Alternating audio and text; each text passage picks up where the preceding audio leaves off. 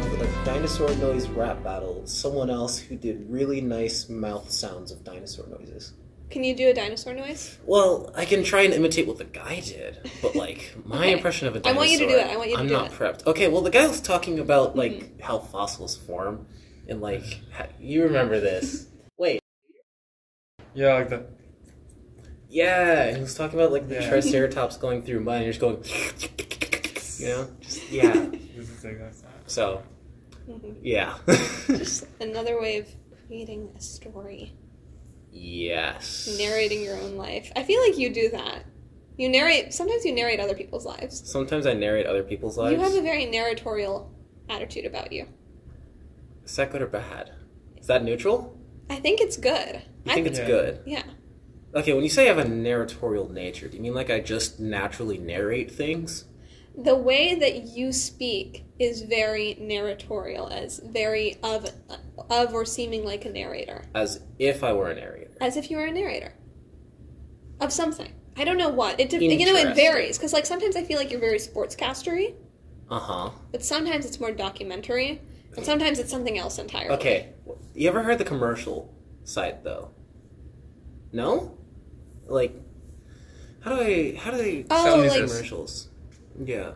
Oh yeah, sell us that. Sell us the pink thing. I think it's a speaker. Sell you the pink thing. Yeah, sell it to me. That is a speaker. Well, there's two ways that I could go. Because I could talk about, like, the very nice features of this nice, fantastic pink speaker. Or I can go with, like, the Wolf of Wall Street and be like, hey, throwing a party, you need sound, right? Speaker. Yeah. You know what else you need sound for? I think. Podcast? Podcast. And speaking of podcasts, I think we're on one. What? I think we're on a podcast. Hold up. Yeah. How? Wait, what? Yeah. When? When? I think right now. Right. Good after morning, and welcome to On the Dome, a podcast about how non-expert college-age youth think. And today, we will be talking about sound, but also about other things. I think that we're going to try and talk about theater and backstage work, but I'm sure we'll get on a lot of detours and tangents. But first we need to know who you are. Will you narrate who you are? Do you want to introduce him? Do you want to narrate who he is? Yeah. I feel like that'd be funny. And in the left corner, weighing in at the world may never know, coming in from Kazakhstan, the Course 1 Civil Engineering major, we have Eldar. Hi. So you're Eldar. And then do you want to try and narrate him? Alright. My narrating voice might not be as good as Malachi's, but here is Malachi, our actual narrator. He's very cool, and he is Course 2? Yes! I'm a Mechie! Yes. I should have known this by now. But yeah. Yeah. I think that was great. I think that was a really good opening because, and I think that you guys probably have a lot of experience, at least thinking about this sort of stuff, because both of you were doing Terrascope Radio. Is that correct? We were both doing Terrascope Radio. Which is what? I'll high five you. Yeah. Okay. Okay. What's Terrascope Radio? What is Terrascope Radio? What is Terrascope? It's an experience. That's what it is. It's an experience at MIT. It's a class? It is a class, yes, technically speaking. It is a part of a first-year learning community called Terrascope, and the Terrascope community is split into two different classes. So you have the fall class, which is like, its current number, I think, is 12000. It's solving complex problems. And it's, how do I describe it? Like... like, it's kind of, you know how some people, like, joke about teaching their kids how to swim with just, like, throw and die? Yeah, that's what this class is. JK. We did get some instructions, like, at the beach, like, at the first day, we were, like, told, yeah, we're gonna, like, throw you down, like, this cliff. But before that, like, here on the beach, we're gonna, like, teach you how to, like, not drown immediately. But then we're gonna throw you off the cliff. And then they did. Oh, okay. So it's like you learn how to float on your back, and then you immediately go into the ocean. Yeah. The funny thing is, are your pronouns he, him? Mine? Yes. Yes. He's not exaggerating. Not at all. I still think it's hilarious in my mind. Whenever I think about Terrascope, I just come to realization that they legit just took like 50 freshmen, put them in one room, and then told them to solve global transportation. End of message. That was it. Wait, that was... I think at the beginning it was 70. It was 70? Yeah, like, a lot of people 20 dropped the people class. left. Yeah. 20 people were like, I'm not solving global transportation. I'm going to try and, like, do my math piece then. It was a time. But... We survived. Went well. Yes, we made it through. And so that was part one. The Complex Promise is part one. That was season 1. Season 1. Yeah. Season 2. Yeah. Semester 2. Semester 2. There are 2 different classes. Okay. And one of them was called 200C. Yeah. And that was like the 200B version of 12000. I'm using a lot of numbers. Yeah. Let me translate. Yeah. Or, I guess, yeah, you can do it. Or you can translate. I guess, yeah, like 200B is this kind of like, is 200 and they're like ABCs. These are like 3 like kind of hands-on foundational course 2 classes. And course 2 is mechanical engineering. Yeah. Yeah. And so like A, I forgot what A is. I remember like somebody telling to something boring. So I didn't bother to remember the name. B is toy design, and C is like Terrascope design, kind of. You're like, in fall we proposed like at the end the solution to the problem, or like partial solution. To global transportation. Yeah. And just all of it. Yeah. It was rough. But we did something. And in like 200C, the people who took it were supposed to actually like physically do something with that. Oh, okay. I think it ended up going on tangent-ish, because like they ended up making a bike. Yeah. I mean, I don't know what they actually. Yeah, like it is somewhat related. So that was one of the options, and then Terrascope Radio was what you guys chose. Yes, and it's pretty much like the fall class ended up with a presentation that we gave to experts in the field. Yeah, that presentation was long, but it was well worth it. And then the spring Terrascope Radio class is pretty much taking that presentation and turning it into a radio piece for just like the general public to listen to. Or doing a completely separate topic because it's Terrascope, and that's the cool thing about it. They're like, literally everything is up to you. Yeah. So you made a radio show. Yeah. Yes. What was it called? Not well. We as in the entire class. Yeah. Yeah. Not just 2 of us. But yeah. Yes.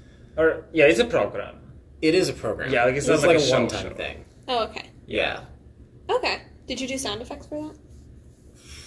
Because I feel like that would. Design. You did sound design. Okay, tell me what sound design is. Sound design. How does one describe sound design? It's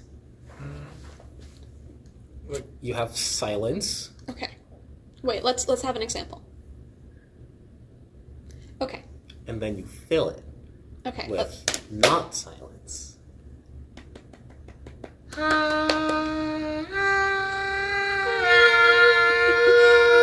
Yeah, exactly. Yeah. And so...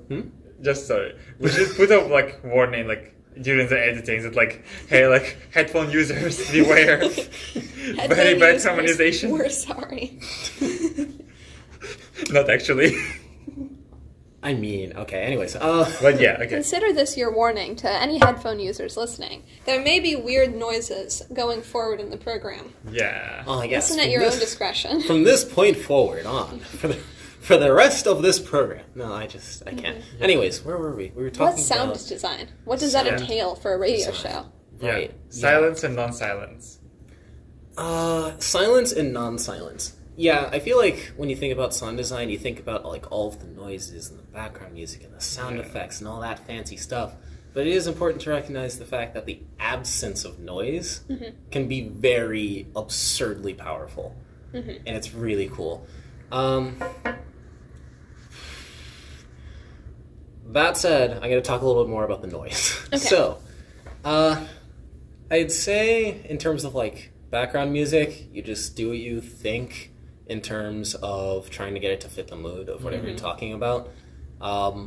one of the pieces that we listened to in class had a really interesting setup where the dialogue that was inside of the piece was synced rhythmically with the music, but not in tone.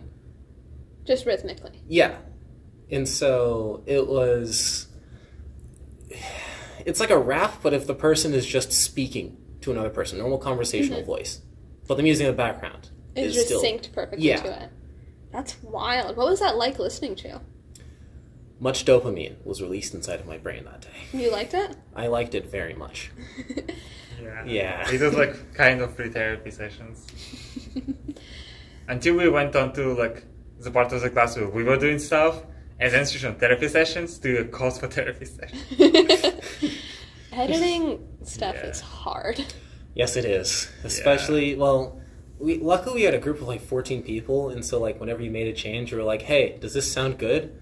But the issue is, it's like you stayed up until like 1 in the morning, still messaging people on Discord and be like, hey, can anyone check this out? Yeah, that's if you like stood up, like if you did not go to sleep. If you did go to sleep, because some people did not go to sleep.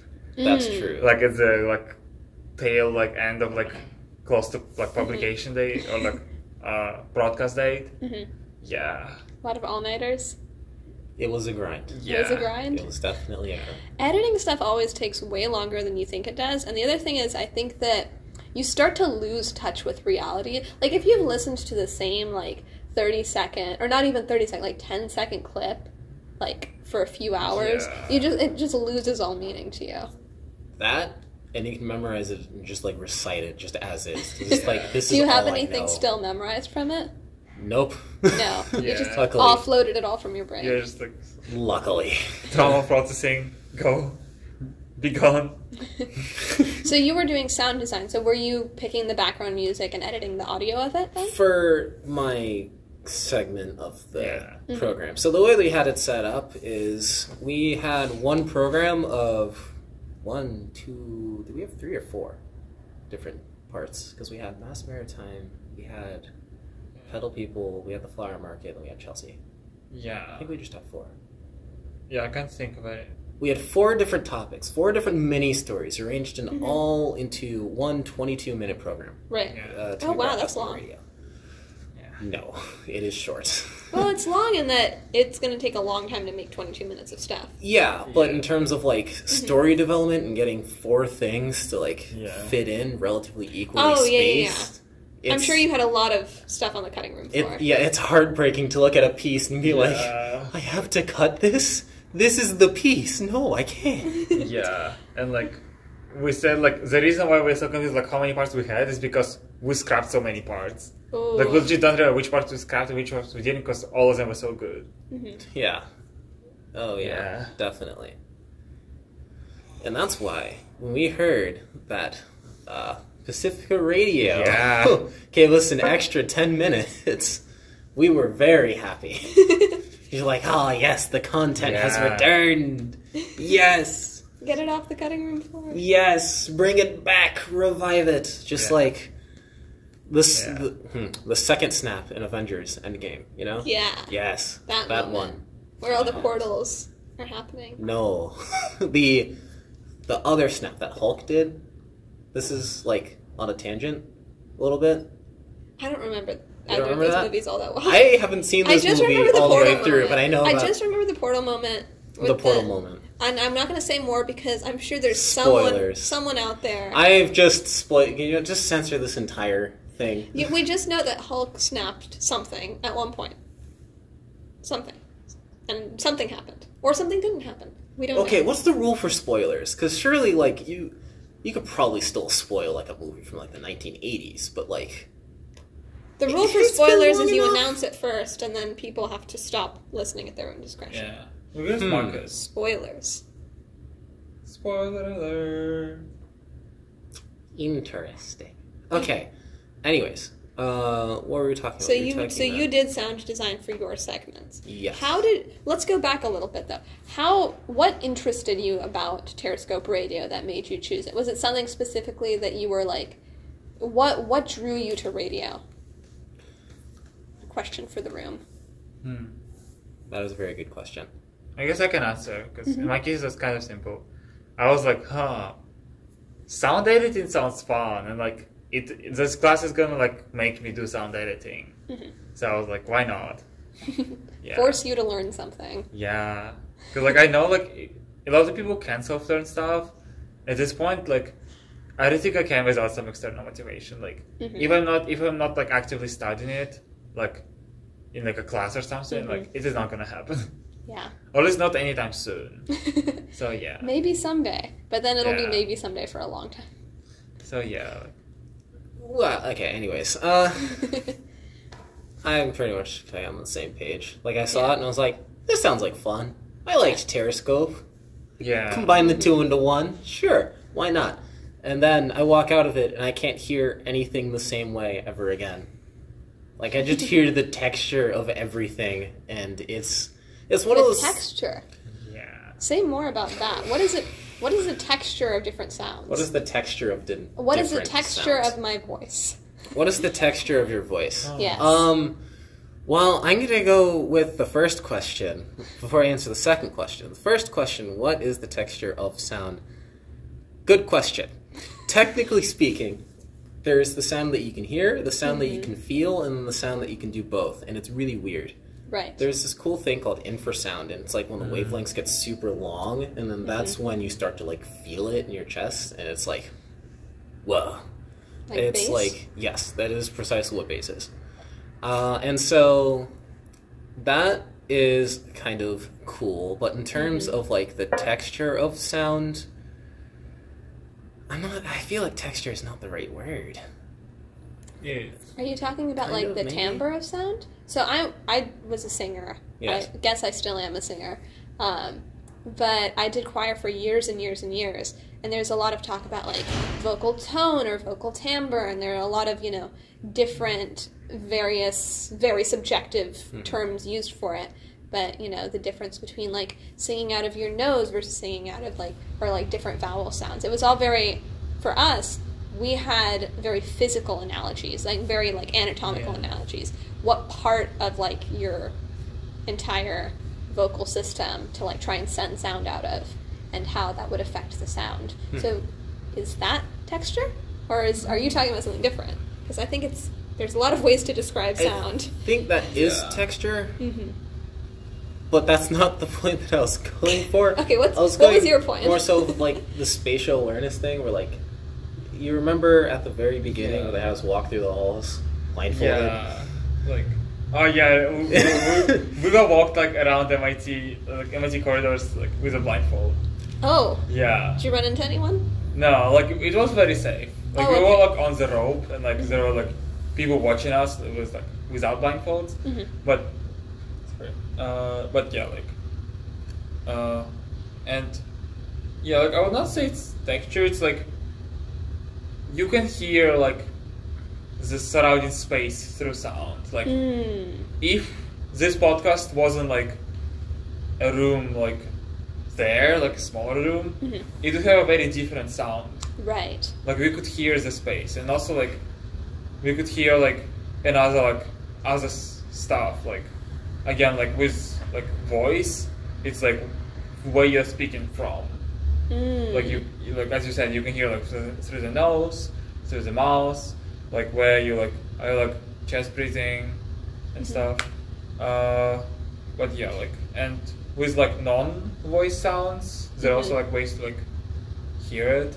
It's kind of like irregularities in waves that like get recorded and like show us what the sound is. But yeah, like that's really interesting. So they were trying to teach you about like how sound can show space and can describe space. I'm going to use that to tie into another topic that you guys also have familiarity with, which is theater and, backstage work in theater. And I'm using backstage work to mean everything other than the acting.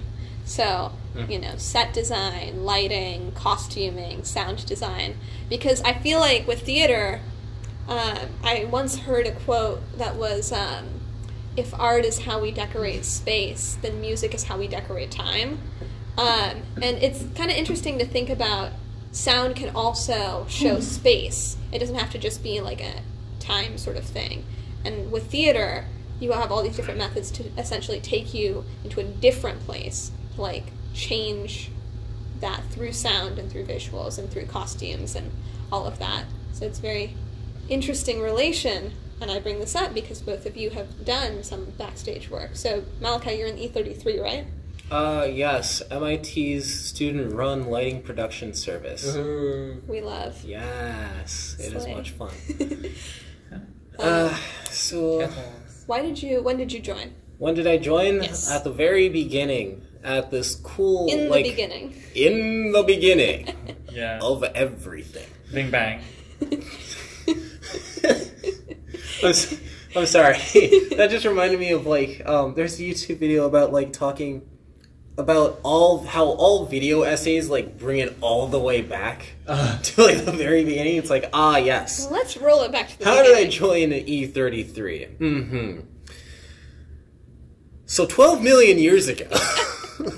Yeah. Yeah, just. Were you going okay. to say 12 million years ago there was the Big Bang? Because we don't know. No, it's much. I'm pretty sure the estimate is 13 billion, but I don't think they know. I don't know. Don't quote me on that, but I think it's 13 billion. I'm gonna quote you on that. Oh, okay. Write that down. Well, we have audio of it now, so you Put can it just in subtitles. take it out of context. No. No. No. Illegal. Maybe not illegal. Not illegal, but like. Illegal in the law of our hearts. Yeah. Yes. Me. Yes. Yes. Yes. Okay, anyways, we were talking about E33. Right. So at the beginning of freshman year, there was this career fair style thing, but for clubs, called Activities Midway. Right. And I was roaming, getting free merch, being like, wow, there are so many clubs. Shame there's a 24 hours in a day, Yeah. because I can't do them all. Unfortunately. And then I saw E33, and they're like, hey, do you want to get paid to do lights? And I'm like, I like lights. I get paid. Sure. And so it's just kind of like a by default, it doesn't matter what else I'm doing this. And one of the big things of why I felt so confident doing that is because the way they have it set up is that it's kind of like a on-call kind of thing. So like many shows will run each semester. But in terms of what shows you want to work at and when you have to work, that's entirely up to you. Oh. Yeah. And it's really nice because it's very flexible. So just that variability, just like, all right, yeah, sure. Why not? And so I stuck with it. And then one thing leads to another. And then now I'm a production manager for them, which is a lot more work. So... we'll get back to what that entails in a second because I have a lot of questions. Sorry. But Eldar, you do costumes, right? Yeah, I do costumes for next act. It's just like a club, but for next. Like, so next is one of the dorms. Yeah. Oh, yeah. Next is a dorm, and like because next is pretty far away. Next has like our own clubs. Like you don't need to live at next to join it. Like our president right now is not from next, but like they're like based in next and use like next house budget.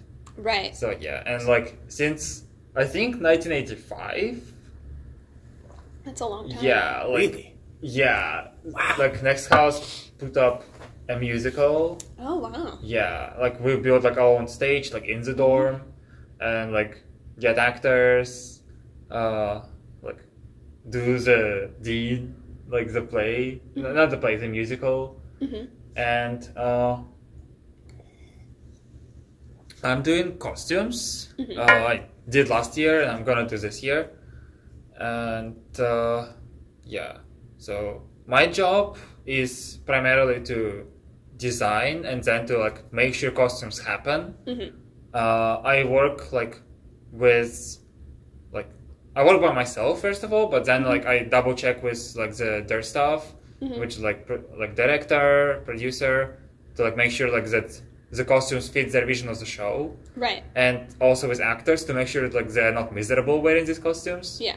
And then I either like traditionally I would have sewn / like got like thrifted most of the costumes or loaned, because like MIT has a lot of theater groups and other theater groups are bigger than Next Act, so we just loan stuff from them. But this year specifically, next act did not happen for 2 other years because reasons. Wow, I wonder why. Yeah. Same brain cell. Yes. But yeah, and like we had leftover budget, so our director was just like, yeah, just like make sure please make sure next act doesn't die. You have the money. So I ended up buying most of them because it also like we started kind of late-ish. So yeah, but yeah, traditionally I would have like sewn the costumes or like thrifted most of them. This year it was like sewn, thrifted, or loaned. This year it was like almost half of the costumes were just like store-bought, which had to be done.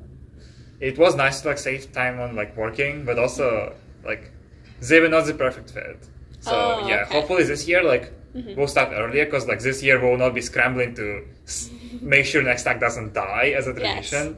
So yeah, like we'll start earlier, have more time, and yeah, if like you are like around MIT, you will be, but like for the audience, yes, like you might be able to like see more like custom made. Like, when is it? When costumes. Is it? Yeah, it happens every CPW. CPW is Campus Preview Weekend, so that's where all of the like admitted students come to MIT. So yeah, and like every CPW for like 3 days we do the show. Wow. Yeah. That's cool. How did you get the role of costume procurer? Yeah. I actually don't remember the exact details. I think like there was like a dorm spam. Was like, hey, apply for like spring semester positions, and I was like, costumes sound fun. I want to learn how to like sew properly because like I somewhat like know like the theory because I watched like a lot of YouTube and stuff, but I never like had like motivation to practice. Like the same as like with the class earlier. Like if I don't have like a responsibility to do, I will not actually do it. Right. So yeah, now like I had a job, so I like needed to sew. Yeah. Because I was like, oh, it would be cool to like sew stuff. So yeah, that was like kind of a motivation. And then I applied, and they were like, oh yeah, sure, join. Yeah, and then I ended up the only costume. Another thing, usually there's like a costume designer, like a costume person, and like a master like seamster, who like in like normal times these two would split up. Like costume like person would do more like designing stuff, and like master seamster and like some like I think the term is associate seamsters. I'm not sure, but yeah, like they would do like more like physical, like actually sewing up, because that way it would be much quicker. So like 2 or 3 or 4 people would be sewing simultaneously, not one person hand sewing, like hand stitching and stuff. Yeah, but this year we didn't have any, so it's yeah, just you. Yeah, you were the captain and you were the ship. Yeah, and like I did not know that it was not supposed to be this way, so I felt kind of bad for like, oh, I didn't do much. And then like one of the actors, Eleni, they are a costume person for Shakespeare Ensemble. That's like one of the other theater groups, and they were like, wait a second, are you working alone? And I'm like, yeah. And they were like, you're not supposed to be working alone. You're a freshman. You didn't do this before. So yeah. It hasn't. The show must go on. Yeah. I have not done lights, and I did a very, very little bit of costume. In 6th grade, I was the assistant costume manager for my school's 5th and 6th grade play. And in 5th grade, I directed and wrote and starred in my own play, and I helped with the costumes for that. Hey, awesome. But my main theater tech experience is I did stagecraft in high school. So in 9th and 10th grade, I built sets, which was so much fun. I highly recommend just to anyone to build sets. Honestly, it's a lot of fun. And I got into it because I saw it on the art credit options, and I was like, that sounds cool. And I took it in my first semester of my freshman year, and I was supposed to take graphic design the next semester. And I changed my schedule. I was like, I'm not taking graphic design. I'm taking this class again. And then I started doing backstage work after that. But it was very cool. I feel like there's a lot of MacGyver-y type of getting it together, making it happen type of stuff in the backstage work? Do you have any like fun stories of like, on the fly solutions of like getting it done type of thing? Yeah. Yeah. Okay. Yeah. What does MacGyver mean? It's like duct taped together. It's like it's not the proper solution. It's a solution that works. Okay. Yeah. Actually, I do have an example of this. Okay. So there was an outdoor concert at EC, one of the dorms here at MIT that is going to be renovated starting this coming summer, 2022-2023. No, the 2023 summer. Yeah. And so they have this annual concert called Fred Fest, and it's like one of their traditions. It's been going on for a while as well. Yeah, so you just get like local bands to come out to the EC courtyard and then play music until like it was scheduled for 11 p.m. They went until like midnight 30. Midnight 30. Which is very I love funny, this terminology. because like the performers themselves, they were aware of what time it was, and so like, yeah. Come out and listen to the music. That test can wait. Or can it? Yeah, it can. Come out. So that was fun. But we were trying to get the stage well lit along with, just like the general courtyard just for aesthetics. And this was outdoors? Yes, this was outdoors. Oh. Yeah. So this was also like one of the shows that I was training on. So I was having a fun time. So there were many issues. One, rain.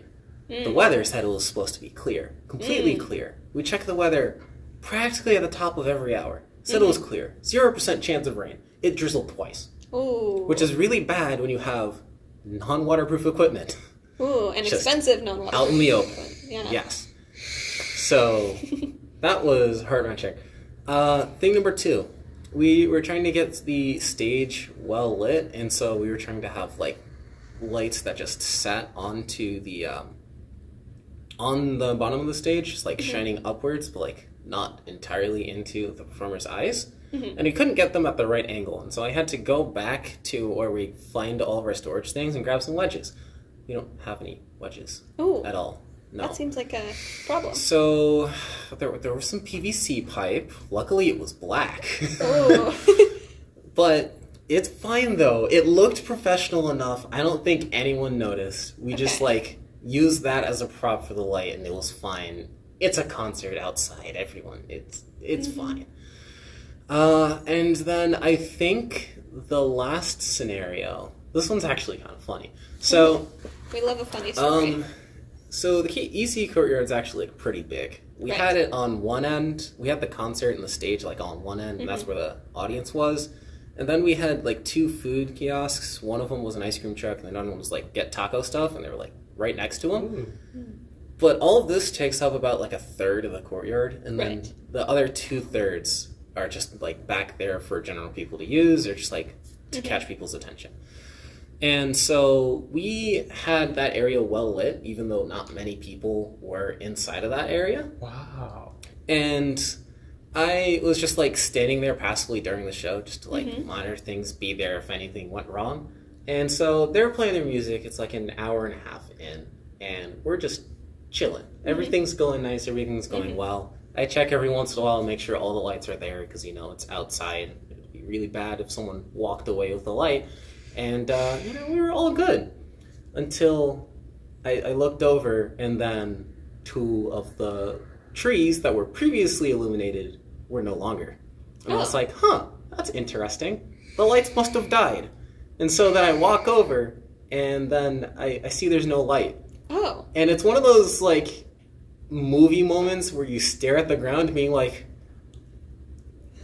And then you walk around, like, the entire tree, and you're like, I'm pretty sure I put it right there. And no, it was gone. And so I look up, and it was one of those, like, camera zoom in, just everything kind of feelings. Oh, God. And then the performer started playing Toxic. And so that was very action movie, kind of intense, kind of... I must figure out what happened.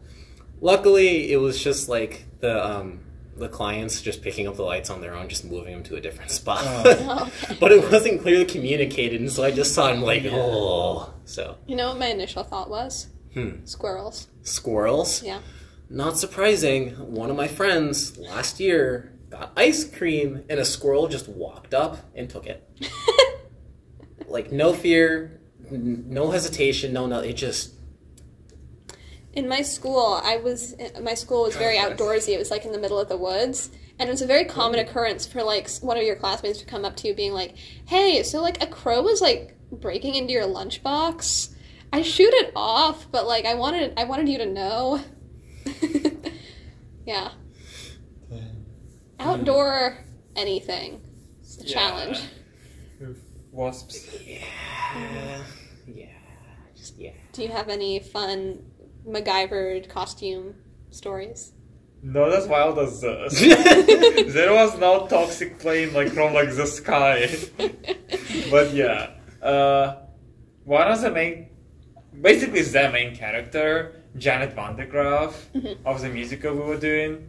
She had this like one number where she was supposed to like change costumes like every minute, like even more than that, because it was like the song is called "Show Off," and like it what it says, like it's about showing off. And Janet is like a dancer from like 1920s, so she's very show-offy, and we needed this like kind of like fast changes. So what we decided to do was, let's do like a zip on and off skirt.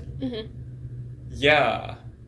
Fast forward to like a week before the show, I still didn't do the skirt. Ooh. I had the material, but nothing else. So what we decided to do was just take this material, add some like this like, you know, just like Velcro shoes. Basically like add Velcro. And just like wrap it around as if it was like a skirt. So yeah, it ended up being just like this like cut out of a material. Yeah. But it still worked. And like it was only there for one scene, so it didn't really matter. You gotta make it happen. Yeah, it was fun. Because like I was planning for something more like elaborate. Like it was still would have been essentially the same idea, but it would have looked less plain. But yeah, like we did not have that. They were just like snapped at Velcro.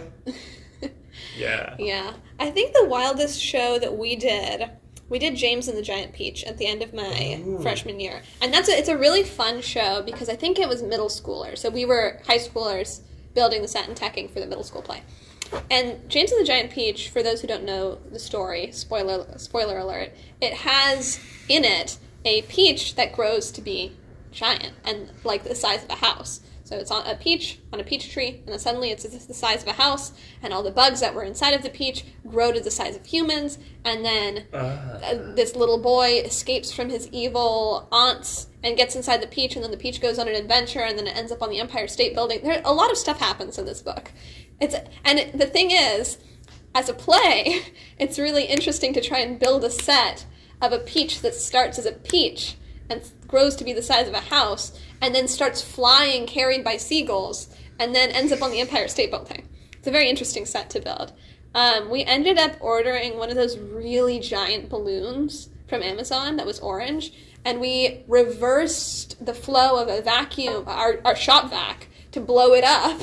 We like hid the shop vac behind like this tree, hung the little balloon thing, blew it up on stage until it got really big, and then we like had like a lights change, and this giant big peach set that we had came out. The other thing we did, there was a scene where like the peach was rolling, right? It's rolling down this hill, this giant peach, and so we had the set, we were dragging it one way or the other, and like the scenery was supposed to be moving, and what we did was the stage hands, we had to like, you know, bring stuff across the stage, and so we decided to just make it part of the bit, and so we like grabbed the stumps that we were like trying to move across the stage, and we like spun as we walked around the stage like we were also rolling. So that was really fun. But we did a lot of cool stuff for that. We did the reverse engineered shop vac. We had like seagulls, so we had like twine that we like made to look like seagulls that was like moving back and forth on the fly rail. We had puppets. We had shadow puppets separate from the regular puppets. A lot of stuff happening. Yeah. And I remember especially the Peach set. At one point, the main character was supposed to climb up it and, like, do something. And we were building the set, and my director was like, okay, Mehek, you're about her size. Go, get up there. And at this point, it was literally just a wood frame. It wasn't even, like there was no plywood or nothing. He was like, just get up there and, like, shake for a while and see if it breaks. I'm like, okay. Get up there. This is on, by the way, it was on wheels, too. So it was, like... wheels and then like 16 feet of like a wood frame, and I climbed up to the top. I was like shaking. It didn't break. It didn't break. It did not break. That's good. It was good. I was prepared for it to break. I was like, okay, if it breaks, I'm going to jump this direction. That is also good. Yeah. But it's so fun to like build this whole world like in one show. Oh yeah. Definitely. Did you ever have any acting aspirations? Have any acting aspirations? 7th grade, I watched a middle school play with some friends. And then afterwards, I was like, wow, that was pretty cool. And my band teacher happened to be the director for that play. And so they overheard me talking. I was like, I think that I might want to, like try out for the play. Like, that sounds like fun, Fast forward a literal year later. And the band director fast forward is like, hey, auditions are out. And I was like, yeah, I don't really want to. And they're like, you remember what you said last year? You liked it. You thought it would be fun. So, like, why not? And I was like, I guess you're right. And so then I tried out. At the tryouts, it kind of just didn't go as well as I wanted it to. Like, I had a really major voice crack, and then everyone just started laughing, but it's fine because I laughed with them. So it wasn't embarrassing. It was just kind of like oop, okay. But it turned out well. So did you get a part? I ended up with the lead part. Wow. Somehow. It's because you shook off the voice crack. That's the thing, though. I have my theories, right? Because, like, Mm-hmm. the lead part is, like, the lead part, right? Mm-hmm. But the thing about the lead part is that it also has, like, the least significant singing role in the play. So, I have my theories. But anyways. But that's just a theory. But, no, I can't say. Either way, it was a lot of fun. So, that was the extent of my theater experience. Going forward, if I have time, which is a trick question, I probably won't have the time, I'd probably do theater again. Yeah. But for now, the lighting is how I get involved. Yes. So, yeah. All part of the story. Yes. Yes. What about, did you do the theater? I did, like, I tried, and, like, I got into a musical my senior year of high school.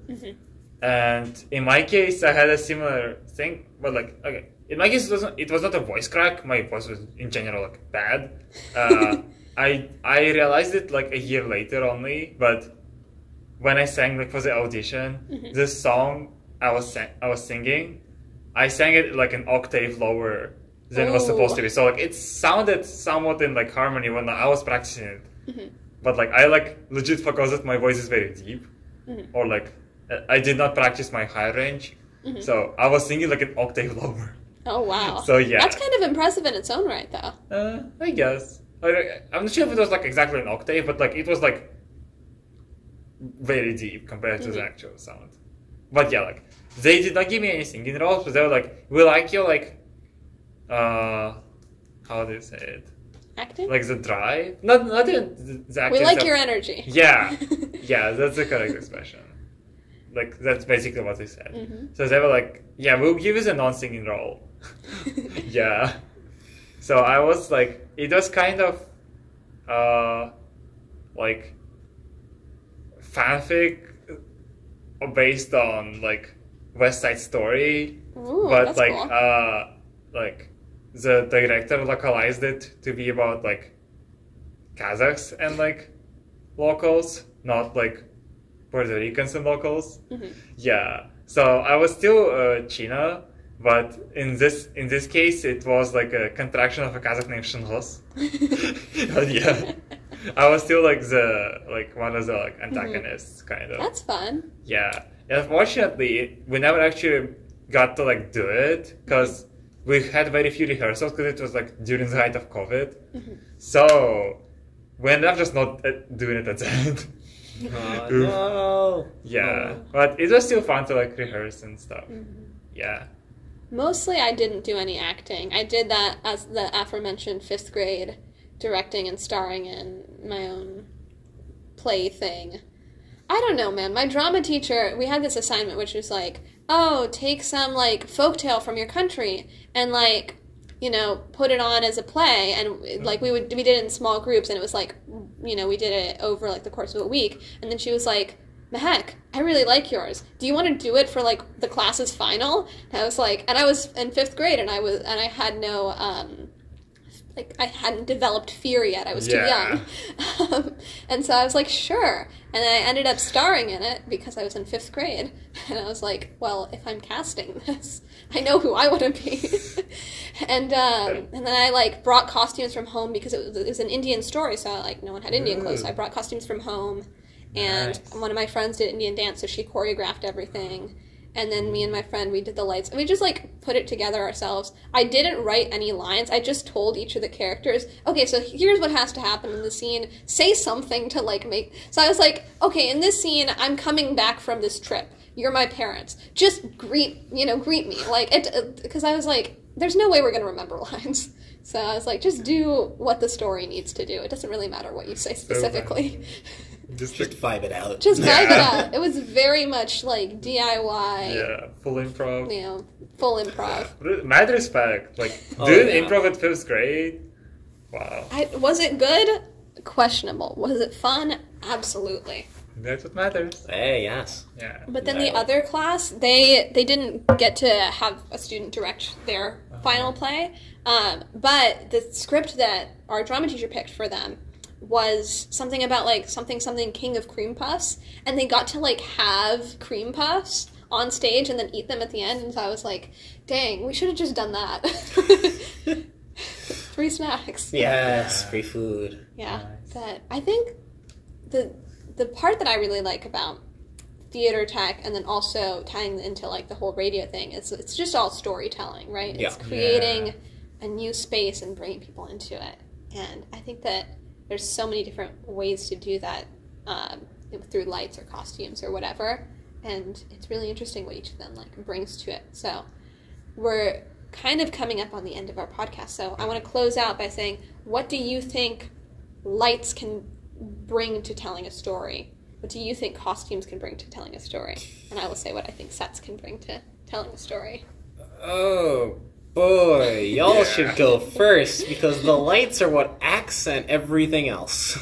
So, yeah. The lights are what makes you able to see the costumes in the sound. Eyes, seeing, generally speaking, pretty important for plays and sets, right? And costumes. Yeah. So. But also like warm light versus cool light. Oh yeah, definitely warm light. And cool gobos. Light. Gobos are. Yes, gobos are like metal sheets that you place inside of a light in order to make it so that it has like a certain design or decal whenever it shines on something. And they're really cool.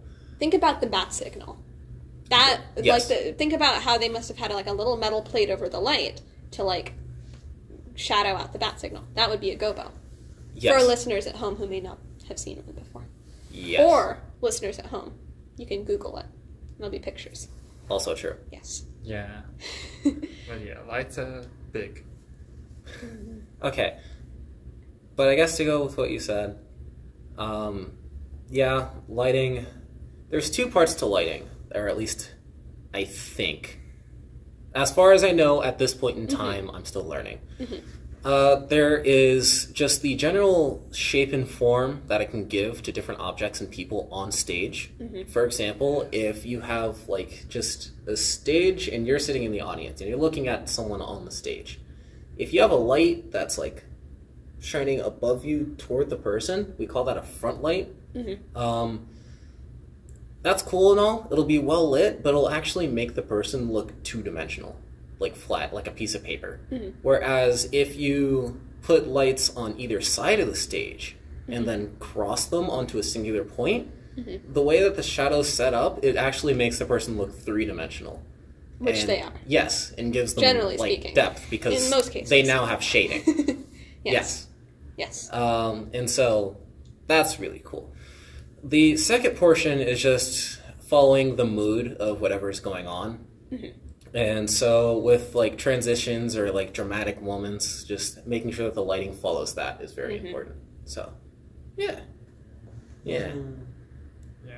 With costumes, it's kind of straightforward. Like, you shouldn't do this, but like most people still like judge people by their clothes. So that the costumes are about. You like create I guess you can create an impression that like shows their character, or in a lot of cases you can conceal their character to have some kind of like reveal later. Like not what I did in this play. Like in my case, like it was kind of more comedy, so there weren't any like dramatic twists. I just like try to like dress people in like vaguely 1920s vibes. But like in some plays, like you can have somebody who is like all this very like round shapes, like all the clothes are so like comfy and soft, and then they end up being like a villain in the end who's like a serial killer. And like you would be less likely to suspect that if they are like all this like very like this soft comfy clothing, and like if you like design it with like warm and bright colors, rather than if you like dress them in like a pointy like trench coat and like have them like walk around in all black. Like people like judge by costumes, so in that case like it's usually pretty straightforward. And I guess like one of the big things, at least I do, is color coding.